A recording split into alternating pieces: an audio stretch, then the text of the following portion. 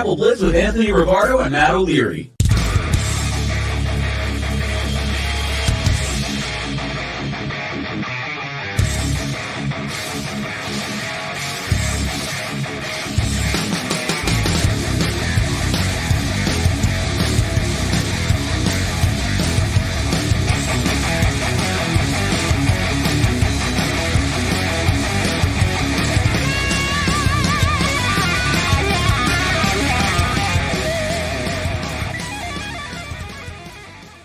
Hello and welcome to another episode of Big Apple Blitz. Matt O'Leary with Anthony Rivardo. Anthony, happy start of the football season, my friend. I'm so excited, Matt. Happy start of the football season to you, too. It's Thursday Night Football tonight. We got Ravens, we got Chiefs. It's going to be a lot of fun. Tomorrow, NFC East enjoyers. We get to see some Eagles hopefully get beat up by the Packers. And then this Sunday and this Monday, we got Giants and Jets football. Football is finally back, and I couldn't be happier about it. Yeah, I'm a little upset for tomorrow's game. I'm going to be honest with you because I did not realize, but my fiance, one of my fiance's close friends, is getting married tomorrow. So I will be at a wedding during this Packers and Eagles game. I'm like, I really want to watch the start of the football season. So is it a bad move if I'm pulling out the phone underneath the table at certain points throughout the night? Maybe get some bets in. You would hear no criticism from me. I say go for it. Okay, things we absolutely love to see. And this episode's going to be very heavily preview featured. We'll preview what our expectations are for both of these teams at the start. And then towards the end, the Giants play Minnesota on Sunday. So we will preview that game. The next time we talk on Monday, we will preview the Jets 49ers some more before that game and obviously react to Jets Minnesota. But let's start us with the Giants preview here. Anywhere you want to start in particular when getting us primed for this 2024 New York Giants season? I guess we can talk like some keys to the Giants being good this year, and there are a few that come to mind. Obviously, paramount among them is Daniel Jones staying healthy and playing good football. We don't know what we're going to get with this guy. We feel like we get something different every single year, and we also get a lot of injuries. This year, no injuries. Can't be hurt. Got to play 17 games. You got to play the best football of your career. Otherwise, you're on your way out of here, Daniel. So whether he balls out for 20 touchdowns, if that's what the Giants benchmark is for him, that's not enough for me. I think that he needs to play at an MVP level and save his job personally, but he is the ultimate key to the Giants finding success this season. But outside of the quarterback position, we all know that's paramount. What are the other pieces? I think the secondary is as boom or bust as it gets. It's a lot of young talent, a lot of high draft picks, but there isn't a lot of veteran experience. Can they rise to the occasion? Can they form into a solid unit? And then the pass rush. The Giants pass rush looks like it's going to be one of the best in the NFL on paper. Do they live up to the hype? And then on the offensive side of the ball, there's one player that we're all watching this year that we're all so excited to see. Whether you're a Giants fan or not, you can't wait to watch Malik Neighbors play football. So there are some interesting storylines going into the season. Do we think the Giants are going to be a great Super Bowl contending team? No. But are they going to be fun to watch? They should be. There's a few storylines to keep an eye on. So I'm definitely excited for the season to kick off and for those storylines in particular to begin. Yeah, absolutely. I'm excited for those things to begin as well. And I mean, from my perspective, how do we not start this by bringing up the year 6 Daniel Jones leap? We bring it up every single episode, but that's going to be the biggest key to the Giants season for me is what version of Daniel Jones do the New York Giants get? Is it 2022 version of Daniel Jones or is it pre-injury 2023 Daniel Jones? Very big difference between the quarterback play of both those guys. I have no idea what to expect from him, which is probably not ideal going into a 6th season in the NFL.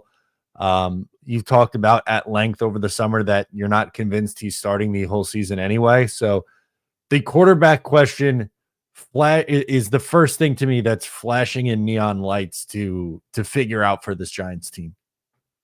Yeah, obviously we're hoping for the year 6 leap, but I did a live stream last night on Fireside Giants with a few other Giants content creators, and we all kind of had this conversation of what does the year 6 leap look like? Now, we didn't exactly use that term. That's exclusive to Big Apple Blitz, but we were talking about Daniel Jones. What does he have to do to actually earn another year as the starter? And, you know, some of the panelists said he can't do anything. Like, it's over. I've seen enough of him throughout his career, and I don't think that one good year is going to change anything. Others were like, okay, well, if he throws for 40 touchdown passes, we can have a conversation, right? So it's just a mixed bag of fans not knowing what they want to see from Daniel Jones and not knowing what they're going to get. Like you said, are we getting 2022? Is 2022 good enough to keep him around? Are we getting 2023? How quickly after he starts playing that way do you pull him from the lineup? That's a big question too. And then, of course, I go back to the number one thing that I've said all offseason. This has become my motto of the offseason. It's no longer good enough for Daniel Jones to be good enough. He has to be great. I've said that probably 100 times now. And the reason why is Russell Wilson. Just look at what happened last year. I mean, if you look at Russell Wilson's stat line, statistically, that season that he had last year in Denver is probably better than all but one that Daniel Jones has had in his entire career.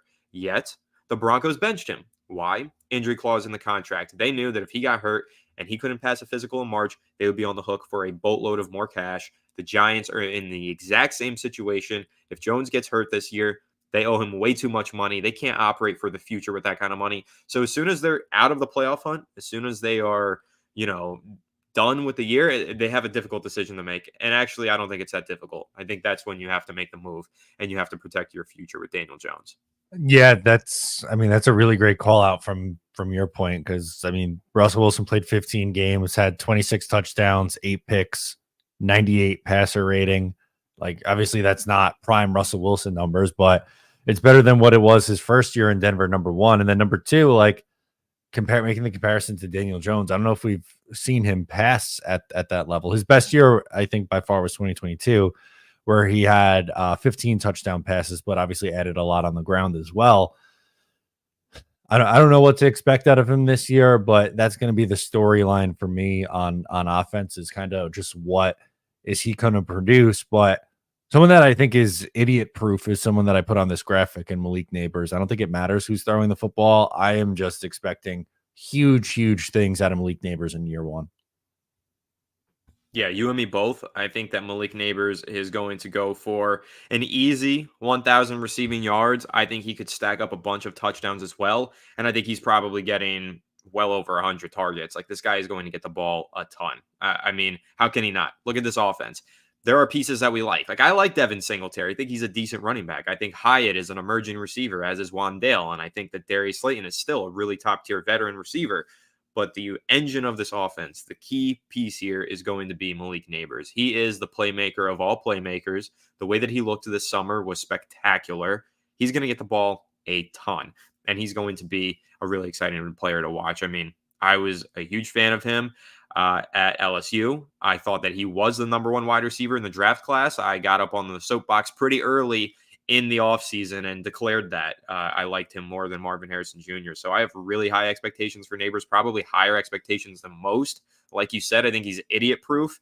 But there is only so much that a wide receiver can do if the offensive play caller and the quarterback are not doing him any favors. So as great as I think Neighbors is going to be, let's see how far he can go this year, considering the other factors around him. Yeah, I was going to ask you, like, what do you think is a fair expectation or baseline production for Malik Neighbors in year one? I think his ceiling is incredibly high. I agree with you. I think he's an 1,000-yard guy, but is it like just sneaking over 1,000, or is he going to put up like just absolutely stupid numbers like Justin Jefferson out of the gate kind of thing? Yeah, I mean, I would love to see him put up Justin Jefferson numbers, obviously, but he doesn't have Kirk Cousins throwing him the football. So I think he is limited in his ceiling. I think his floor is still high. He's going for over 1,000 receiving yards in my mind, unless he gets hurt. Like, that's the only way that he's not going for 1,000 yards, right? And then everybody loves to make the comparisons to Odell. Again, OBJ in 12 games in 2014 put up 1,300 yards and 12 touchdowns. He was ridiculous. Led the league in receiving yards per game. We all want to see that happen for Malik Neighbors. But again, 2014 Eli Manning wasn't the best version of Eli Manning, but it was still quite far ahead of where Daniel Jones is right now, especially coming off of a torn ACL. So even with the question marks that we had for Beckham back then, they weren't as great as they are for Neighbors right now. And that's why I think a realistic projection on the high end is 1,200. It's not breaking OBJ's 1,300 as a rookie, in my opinion. I don't think he's going to do it. Love to see it happen. Don't think it happens. I honestly think he goes somewhere between 1,000 and 1,100 yards, probably 5 to 7 touchdowns, and I'd say give him 80 receptions.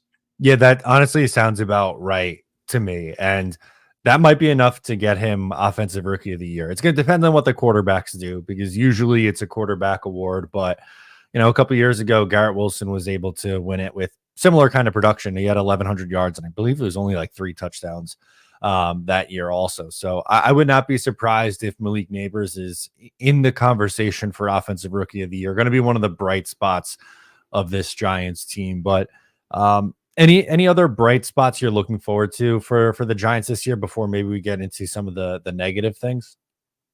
Yeah, I mean, you mentioned idiot-proof wide receivers. The number one is Justin Jefferson, who you also just mentioned. Week 1, we have an awesome matchup: Justin Jefferson versus Deonte Banks. Deonte Banks is one of those players that I can't wait to watch play this season. I think that he was misused in that Wink Martindale defensive scheme. When he was drafted, Giants fans immediately labeled Banks press man corner. He wasn't a press man corner. He played cover 3 zone primarily at Maryland. He is a press zone corner. So Wink Martindale sticking him in this man coverage, blitz heavy cover 0 defense all season did him zero favors as a rookie. He was learning an entirely new way of playing football as a rookie. He's got all the talent in the world. He's one of the best athletes in the entire NFL, and he's a great cover cornerback who was baptized by the fire last season with a lot of really great wide receivers. Week 1 versus Justin Jefferson. I can't wait to watch how Deonte Banks performs, how he matches up against Jefferson. We know Jefferson's going to get the best of him on several reps, but are there any reps that Banks wins? And does he win them emphatically and set a tone for the rest of the season? I think he is the key to this Giants defense. Talked about the pass rush. We know that's going to be a good unit, but how does that secondary look? How well Deonte Banks performs this season is going to be the catalyst to success for the Giants on the back end. I cannot wait to watch him play. Yeah, for me, I think Deonte Banks is one of the biggest keys to this Giants defense, which is kind of what you just said there. I'm excited about the Giants defensive line.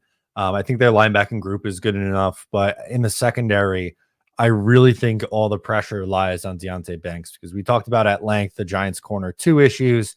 They bring in Adoree Jackson late. I would imagine that he's going to hold down that role, but I think the Giants are going to ask him most weeks to just try to take away the opposing number 1 receivers. And if they do that, and if he's able to, survive doing that, I think the Giants defense is going to be maybe a little bit even better than what some fans are thinking it's going to be out of the gate. I'm with you. I like I said, key to success there on the defense. And my thing with Banks is I think that he got a lot of unnecessary criticism last year. Kind of again tying into that conversation about Wink Martindale. He was just asked to do a lot, and he was asked to do a lot with a little. Like Martindale does his players zero favors oftentimes, and it's tough. Fans will look at these PFF grades and they will look at these analytics and say, "Oh, Banks really wasn't all that good as a rookie." I mean, watch the film. Like, he was pretty freaking good. He just was put on an island and had zero safety help over top on the majority of his reps. So I'm excited to watch him, but also just generally speaking, I'm excited to see this new defensive scheme. How much different is it from that Martindale scheme? Are we going to see a lot of 3-4 front or 4-3 front? Because Shane Bowen's pretty multiple. Which one does he lean into more heavily? Are we going to get a base nickel? Are we going to get a lot of defensive backs on the field, even though we don't have the best defensive backfield? Like, these are the question marks that I need to start getting answered in week 1 so I can get a better idea of what the season is going to look like for the Giants. Because right now, it's pretty much an unknown on defense. We just know we've got a few nice players. We hope they play well, but I don't know what the scheme is going to look like necessarily. And I'm really excited to get an idea of that this weekend. Yeah, no, absolutely. We're going to get a good test in week 1, and we'll get more into the Giants and Minnesota Vikings preview in the second half of this show. But any other thoughts or expectations you wanted to talk about before we get into like floor, ceiling, and record predictions here? Yeah, for the Giants, one of the biggest factors that could change everything for them this season is the play caller. Brian Dable now taking over as the play caller. Such high expectations being set for him and this offense, which was historically bad last year. But this year, they've got a better offensive line. They have an elite weapon, hopefully, in Malik Neighbors, as long as he stays healthy. Like, they have all of these factors that should contribute to a pretty decent offense, coupled with the fact that Brian Dable is calling the plays. When Dable was the play caller for the Buffalo Bills, I mean, the amount of 20-plus yard passes downfield that Josh Allen was taking, it was astronomical numbers. If you compare that to Daniel Jones throughout his career, it's not even close. Are we going to get more 20-plus yard bombs downfield from Jones? Is Neighbors the spark to that? Is Dable the spark to that? Those are some questions we need answers to. And what's the balance with this offense now that Brian Dable is calling the plays? Is it balanced with a rushing and a passing attack? Is it going to lean more passing like many of us believe? I don't know. I think this offense is pretty well set up to be a run-first team. So I'm curious to see how Dable affects this offense. He stripped Kafka of the play calling duties. I think that was the right decision. Dable clearly has his back against the wall, whether people want to admit it or not. His seat is at least warm. Maybe it's not on fire, but it's warm. And if he's going to go down this season, he's going to go down swinging. So I'm happy that he's calling the plays, and I think that could be a really, really big variable in the Giants' season this year. Yeah, for me, I think that's one of the big things that Brian Dable is trying to do here is, in a way, save his job, right? Like, I think he knows that this team's success is going to dictate whether he's here or not next year. And if it's another really poor year, it sounds harsh because of just how good he was in year one. And, the Giants, make the playoffs, have a surprise win in the playoffs and, the whole thing. But if you have a second down year in a row, like we've seen, the Giants have had a pretty quick leash to turn over these coaches pretty much after, Tom Coughlin.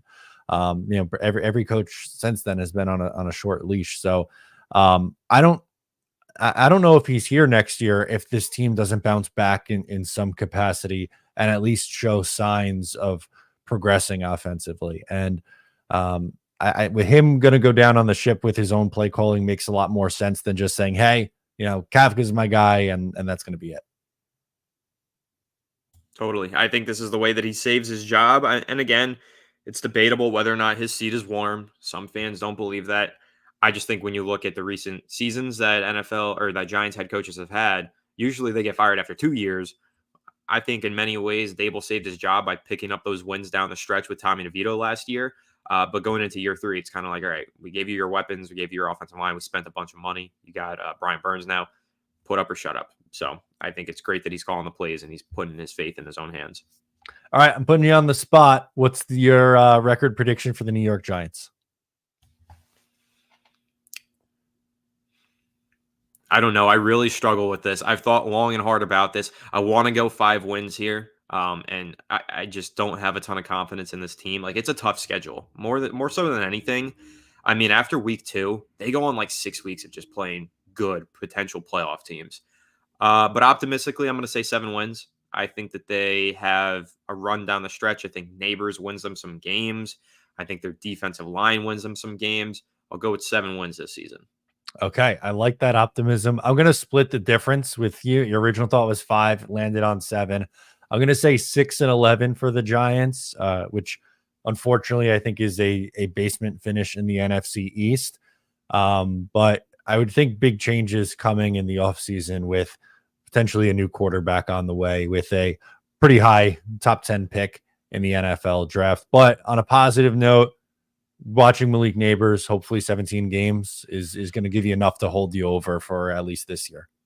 Yeah, no doubt. And that's kind of the hope. The Giants have a very young nucleus of offensive weapons. Like, they've got Neighbors, who's figuring to be a superstar. They've got Hyatt, who's a rising player. Wandale, rising player. Nice rookie running back in Tyrone Tracy. If these guys develop and if they look like they can be long-term pieces for this offense, whoever steps in next, if Daniel Jones truly has moved on from this offseason, is stepping into a pretty solid offense, much better than the one that Jones stepped into his rookie year. So I think that there is a lot of optimism for the future, whether you think the Giants are winning 12 games this year or 2 games this year.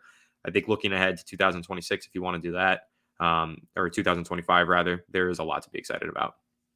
All right, let's get into the New York Jets. Spent a good chunk of time on the Giants to get the preview going. On the Jets side of things, look, really, really high expectations after there was high expectations a year ago.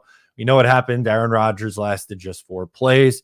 To me, the biggest thing with not only their week 1 game, but just for the season, we talked about what version of Daniel Jones are we getting? What version of Aaron Rodgers are we going to see as well? Because we've been talking about Rodgers and the Jets for over a year. We haven't really seen him in a Jets uniform yet on game days. He hasn't completed a pass as a New York Jet. So right out of the gate, like my first thing is how does he look not only in week 1, but progressing from there? I think that's going to be a really big key. Is he washed up coming off the Achilles? Can he go back to that MVP form? I don't think either of those are fair or realistic expectations. So I'll split the difference. I think he'll play as a top half of the league quarterback, maybe close to top 10. Um, but I was kind of curious what your thought was on Rodgers heading into this season. As you know, I think we could agree that's probably the biggest thing that's under a microscope for this Jets team. I mean, it absolutely is. The question of which Rodgers are we getting is the biggest question. And lately on social media, I've actually seen a little bit of a narrative shift. Like a lot of fans are now pointing to Rodgers' last season as a starter, saying, oh, maybe he wasn't all that great. Maybe Rodgers was already washed up before the Achilles injury. That's been a little bit of a narrative that I've seen going on social media in the past couple of days. It feels new because it feels like all offseason we got a lot of hype for Aaron Rodgers and the Jets. And now all of a sudden people are trying to retroactively tear it down and say, okay, well, he wasn't that great a couple of seasons ago. And that's just false. I could tell you, watching Daniel Jones and the Giants and what we figured to be pretty good over the last couple of years. I mean, listen, Rodgers' worst year is better than Jones' best year in every statistical category, pretty much. I don't know what else you could say, but listen, with Aaron Rodgers at the bottom floor of his game, you know that you are getting better pre-snap processing and better post-snap processing. You're just getting a better, more well-ran offense no matter what than anything you had compared to him under Zach Wilson, Simeon, even Darnold, whatever. You know that this offense's floor is so much higher than it was in years past that you have to feel good about this Jets team going into the season. Yeah, I mean, obviously we saw last year how bad Nathaniel Hackett could be as a play caller. And some people will point to that even and say, well, Hackett's a garbage play caller. So how are the Jets going to be able to have success? We saw last year how bad they were. And I'm not necessarily disagreeing that Hackett wasn't good or isn't a good offensive coordinator. I just don't think it matters a whole lot because of everything that Rodgers is going to do. You mentioned pre-snap. Essentially, Hackett's role is essentially going to be giving the formation, and Rodgers is going to be dictating what the play is going to be at the line of scrimmage. Like, and that's someone who's going to cakewalk to the Hall of Fame, as you know, when he retires. So I think there's still some special moments left in Aaron Rodgers. He might not put it on display with those insane throws like 3-4 times a game, but I think, you know, every couple of weeks we'll see, wow, that was just an impressive play. And then he just puts up, like, I don't know, consistent good numbers, which Jet fans would build a statue for a quarterback that throws 3,500 yards. Like the bar is so goddamn low for this team and quarterback play. They haven't had someone hit 20 passing touchdowns or more in a season since 2015. Haven't had a 4,000 yard passer since 1967. Like these are things that happen pretty regularly in the NFL. So even if Rodgers comes out and hits, like, I don't know, I'll go relatively conservative, 3,800 yards, 25 touchdowns. That should be more than enough considering they won 7 games the last 2 years with their quarterbacks throwing like a combined 11 touchdowns a year ago. No, exactly that. And I love what you said there about Hackett pretty much just giving a formation to Rodgers, right? Calling the play. But the difference is Rodgers is going to change that play based on what he sees pre-snap. Like, he is going to run the offense at the line of scrimmage. And that's a lot different because when you have a quarterback like Zach Wilson in there, for example, he can't do that. Like, he just cannot call plays, change plays. I don't even think Hackett probably didn't even give him the autonomy to. He probably told him, I don't want you doing that. So you're not allowed to. Don't do it. Right? Obviously, there are certain moments where a quarterback has to make checks, but for the most part, I don't think Zach Wilson was really doing a whole lot pre-snap at all. Rodgers is going to run the show. Like, this whole offense is going to be his. And again, that just elevates the floor of this offense. You know that even if he doesn't throw 20 touchdown passes, which I think he pretty easily will, but let's say he throws 18 touchdown passes. At the very least, though, this offense was definitely moving more efficiently if he plays the full season. And I'm sure that if he's not throwing a lot of touchdown passes, it's not because Rodgers isn't playing well. It's probably because they're running the ball a whole lot because they have one of the best, if not the best running back in the NFL, rising superstar in Breece Hall, who I can't wait to watch this season. Yeah, like, I'm glad you brought up Breece Hall because that's what I wanted to go to next. Like, we've already seen in their first 2 years with both Breece Hall and Garrett Wilson, they have been really, really impressive. And the Jets, as we just pointed out with the quarterback play, they never have players like this. So watching these guys the last 2 years has been a real treat. But when you add on top of that the improved quarterback play, for me, man, like I really, and I don't say this, as a homer, like this is something that I truly believe. I think Brees Hall has a really good shot to go over 2,000 all-purpose yards, which just sounds insane, but I think they're going to rely on the ground game a ton. Would not be shocked if he's 1,400 rushing yards, adds another 500 or 600 receiving yards, and then you blink and suddenly he's at 1,900 or just over 2,000 all-purpose yards. Would be really impressive. And Garrett, I think it's a crime. He's got like 5 receiving touchdowns in his career through 2 years. Just watching him and Aaron Rodgers cook is going to be so exciting. But I agree with you. I think they're going to lean on this run game a ton. And I really think Brees is ready to be a bell cow back and finally get the recognition around the league that he's one of the 3 best backs in the league, we'll say. No, I'm with you there.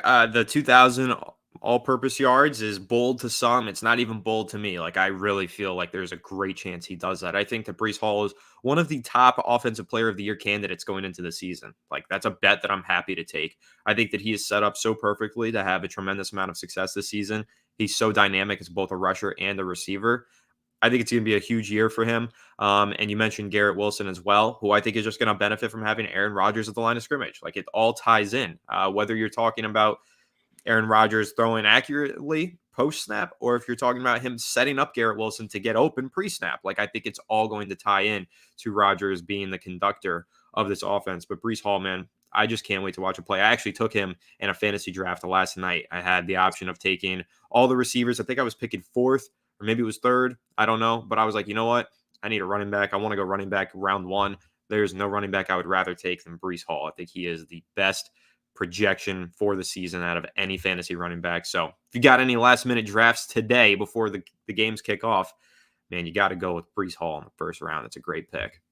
I love that hype. I love it. We've spent a lot of time on the offense. Defensively, the big story is still what the hell's going on with Hassan Reddick. I don't think he's playing in this game coming up against the San Francisco 49ers in week 1, but I do think at some point this year he reports. It doesn't make sense for him to hold out the whole season. But even without Hassan Reddick, I think their defense is good. I think that with him, they are potentially one of the 3 best in the league. So I really want him back as soon as humanly possible. But that's something that I think is going to be, lingering until it's not. I know you brought up the potential of a trade. I just don't know like who would be willing to kind of take him on at this point, which is kind of why for me, I don't see a trade. I think he sticks with the Jets, but it's a matter of like, when is this going to be? I mean, it's the big question that's looming large overhead of the New York Jets. Are they even getting Hassan Reddick this season? Is he going to play? When is he going to play? I saw that he was signing autographs on Jets helmets. I think that's a pretty good sign, right? He did some sort of charity event in New Jersey. He was signing some Jets helmets. Maybe he plans on returning to the team soon.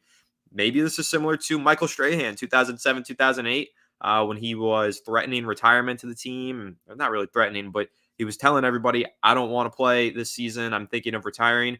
But it was really just a ploy to skip training camp and preseason. And then he showed up like a few days before the season started and then went on to have an excellent season. The Giants win the Super Bowl. That's a Strahan tactic. Maybe this is Hassan Reddick's tactic. I want more money. I'm not playing this year until you pay me. And then he shows up right at the start of the season and maybe he plays. Maybe that's the case. Maybe it's not, though. So I don't know what the season is going to look like for Reddick and the Jets defense. But again, like you said, even without him, this is still an excellent defense. They have an elite linebacker core. They have an elite cornerback group. There are great pieces all over this defense. Yes, Hassan Reddick would change the game for them, be an X factor. But even without him, I do feel really confident in this Jets defense. Last thing for me, I wanted to bring up before getting into record prediction and how far this team goes, is the coaching staff. We know the defensive coordinator and defensive staff is really good. Offensive staff, not very good. Still some questions on the head coach going into his 4th year. I know you're not a big Robert Saleh guy, and I get it. It's not really he hasn't really shown it yet. This is a huge year for him because with the expectations, like there are no more excuses. You can't fall back on the worst quarterback room in the league, or this guy got hurt like that. That's not going to jive and get you yet another season as head coach for the Jets. He needs to win football games. And I think like if they're not winning 10 plus games this year, I don't think Robert Saleh is back, honestly. And they might have to win a playoff game too. Like if they go 9-8 or the 7th seed and get bounced in the first round, I don't know if that's enough for me to say, yeah, Robert Saleh is definitely the guy. This is working. Let's run this back for next year. They might have to make a change. So from your perspective, as someone who maybe still needs to be convinced that Robert Saleh is the guy, what does he have to do? I think it's got to be a deep postseason run. Like the expectations are so high for this team. I honestly, you brought up I'm not the biggest Salah guy, and you're right. And it's because a lot of the conversation surrounding Salah just reminds me a lot of the conversation surrounding Daniel Jones. Like we're waiting for the Daniel Jones year 6 leap. I feel like we're waiting for the Robert Salah year 4 leap. Head coaches don't usually get this kind of a leash, but he keeps getting new excuses every year. And yeah, they're valid. They're justified. Like Rodgers going down after 4 plays. You could never foresee that happening, and you can't hold it against Salah that happened. But you could hold it against him and Joe Douglas for not upgrading backup quarterback last offseason and sticking with Zach Wilson as a backup, right? There is criticism to be had, but the excuses have always outweighed the criticism for Salah. And I don't think it's necessarily fair. There are other head coaches around the NFL who have way lesser mistakes be made and lose their jobs way sooner. So that's where I'm at with Salah. This is the put up or shut up year. I don't care what excuses can be made for him. If Rodgers, for some reason, inexplicably goes down again in week 1, it's still no excuses. Salah's got a decent backup in Tyrod Taylor now, right? I don't want to hear the excuses. I just want to see this team actually win games and make the deep postseason run that's been promised to the fans for the last decade. We haven't seen it. It's time for it to happen. You've got all the pieces in place. This team really is good enough. Look at the defense. I mean, it is so stacked all over the place. This team is absolutely good enough to make the playoffs, whether Rodgers is throwing the ball or not. And Rodgers is going to be throwing the ball. So couple that with the fact that this defense is so good and they have these playmakers. If they're not playing postseason football, I don't know how you can move forward with Robert Saleh because this roster is stacked. So they got to make a deep postseason run, and then I'll be on the Saleh train. Totally fair. That's what I want to see as well. So I guess without further ado, let's get into some of these predictions. I'll go first. You see, I want to hear your thoughts and where you have the Jets. So I'm going to land on an 11-6 record, which I think will be good enough to win the AFC East. I have the Jets 11-6, and then the Dolphins and Bills right underneath that as wild card teams, as one of the 3 wild card team, or 2, I guess, of the 3 wild card teams after that. They haven't won the division since 2002, but when I look at this roster, I think there's a lot pointing in the Jets' direction to show that they can be a really good football team, even with all the question marks. I want to see this team win a Super Bowl. I think they're talented enough to be one of the teams in the mix. I have them going to the AFC Championship game and losing in the championship game to the Ravens. My Super Bowl prediction is 49ers Ravens, but if that's the case, I would be more than thrilled with this season for 2024. And I'd consider it a success. I know like some are saying it's got to be Super Bowl or bust, but if they're not making the playoffs for 13 straight years, if the Jets win 11 games and win a couple playoff games as well, I'm going to enjoy the hell out of that and obviously want to come back in 2025 and finish the job. But that would be that. Like, that's a benchmark to me where if that plays out, I'd be bringing back Joe Douglas and Robert Saleh and really trying this one last dance with Aaron Rodgers in 2025. But one, your reaction to my prediction, and where do you have the Jets finishing and how far are they going? All right, so just to clarify your prediction here, you had Jets-Ravens in the championship game. You had a Ravens-Niners in the Super Bowl. Who's winning that Super Bowl? I got the 49ers winning the Super Bowl this year. You know I'm a closeted Ravens fan, so that upsets me to hear. But to your Jets prediction, AFC Championship game sounds fantastic. I'd be happy with a divisional round appearance. Like, to me, that's a deep enough playoff run for me to run it back with Saleh again, just to clarify, because I was saying I need a deep playoff run for Saleh. You can't get bounced in the first round of the postseason. You can't just make it to the dance and then lose. You got to win a playoff game. Maybe, you can argue that just losing in the divisional round isn't a deep playoff run. But if they keep it competitive in the divisional round, lose on like a heartbreaking field goal in the second round, okay, that's a deep playoff run to me. They were in it until the end. That's enough for Salah. I like your prediction. 11 wins sounds completely reasonable for this team. It's totally fair. It's a very competitive division. The Dolphins are great. The Bills are great. The Jets look to be great. Who of those three rises to the top, wins that division, and makes that deep playoff run? That remains to be seen. Bills obviously lost some pieces this year. The Dolphins are just kind of not good when it turns into January, so they're a big question mark. But I like your predictions, and I think that they're really solid. In fact, if I want to make one extra prediction on top of all of this, I'm going to go Aaron Rodgers comeback player of the year. Oh, okay. I like that. I would sign up for comeback player of the year. I'm curious for someone who's not a Jets fan. Do you have a record prediction and where they finish, like in the division kind of thing, or how far they're going? I think I said back when the schedule dropped 12 wins for the Jets, and that was like historic. You informed me at the time that would be historic, like the most wins the Jets have had in X amount of years or whatever. I think I'm going to stick to it. I think they're going to get those 12 wins. I think they're going to win the division, but I think another team is going to end up with 12 as well. Whether it's the Bills or the Dolphins, I don't know, but I think it's going to be two 12-win teams in that division.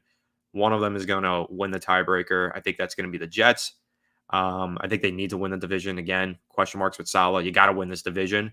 And then I think they make that playoff run into the divisional round. I think there's a lot of good teams in the AFC, though. So I think they lose in the divisional round, but I think it's going to be close. And like you said, hopefully they run it back 2025, try and get the job done then. Before we get into the Giants and Minnesota Vikings preview, wanted to toss up Tony, the GM's comment. 9 or 10 wins, fighting for the last wild card spot with Cleveland. Not enough chemistry. 2025 is the year. If they're 9 wins and fighting for the last wild card spot, I don't know if they're running this back. I think we might see some changes. To me, that's not good enough. Do you agree with that, Anthony? I do agree with you. Fighting for the last wild card spot is not good enough for me and Robert Saleh. If that's the case, you got to just reboot. And if you're firing Saleh, are you firing Joe Douglas too? Are you keeping this core of players intact? Like obviously the nucleus, those young guys you're keeping, but are you running it back with Aaron Rodgers if he only produces 9 or 10 wins? Is he even going to want to run it back? Is he going to want to play another season? Is he going to retire? So there's a lot of question marks. 9 or 10 wins, not an ideal season for the Jets. It's not enough. They're going to have to win more games than that. But it is a really competitive conference. The AFC is really tough. So there is a lot of questions, and I could see 9 to 10 wins happening for the Jets. I'm predicting higher, but it is a possibility. So I won't hold it against Tony the GM for making that prediction either. All right, there we go. Let's get some. I know we went long, so we don't have to go crazy long on this, but we do deserve to preview this Giants versus Minnesota Vikings matchup. What are you looking for? And give me some predictions in this one. Yeah, matchups that I'm looking for. Like I said, Banks versus Jefferson. How does that go? That's going to be a lot of fun to watch. It could go one of two ways. It could go very competitive. Banks wins a few reps. It could also go Justin Jefferson is just that good, and he pretty much torches the Giants secondary for 150 yards. Like that's total possibility. If you look at those stats that Jefferson put up last year, they were like ridiculously good. To put up 1,000+ receiving yards and average over 100 yards per game in 10 games with 4 different quarterbacks throwing you the ball. I mean, this guy is legitimately top 3 player in the NFL, I think. Justin Jefferson is that good. So it's really tough to predict that Banks is going to like lock him up or anything. Highly doubt that happens, but I just want to see him be competitive with Jefferson and, start to show some progress on tape against the best receiver in the NFL. And then outside of that, what's this offensive attack going to look like? The Vikings are going to be playing incredibly aggressive against the Giants. There is zero doubt in my mind that Brian Flores doesn't have something dialed up. I think I made this joke on the live stream last night. I think this is a revenge game for Brian Flores in some ways. Obviously, there's a lot of history there between Flores and the Giants organization, lawsuits, etc. I think that Flores is going to be determined to bury Daniel Jones. I think the blitzes are going to be coming, and they're going to be coming fast and frequent, and it's going to be up to this pass protection unit to get the job done. But more than anything, it's actually up to Daniel Jones to navigate pre-snap when those blitzes are coming and set himself up to have some quick passing options, get the ball into the hands of his playmakers in space. and let them make plays after the catch. So that really is the key to winning this game for me. Winning those cover zero blitzes, getting the ball in the hands of the playmakers, and creating yards after the catch is the biggest key to victory for the Giants. Yeah, I agree with you. And what my take on this game was going to be is that I know like Giants fans look at this one. It's Minnesota at home. Minnesota, a slight favorite, 1 point favorite right now, it looks like, on the road. And this is a spot where I think some Giant fans think they can get off and maybe steal a win here in week one.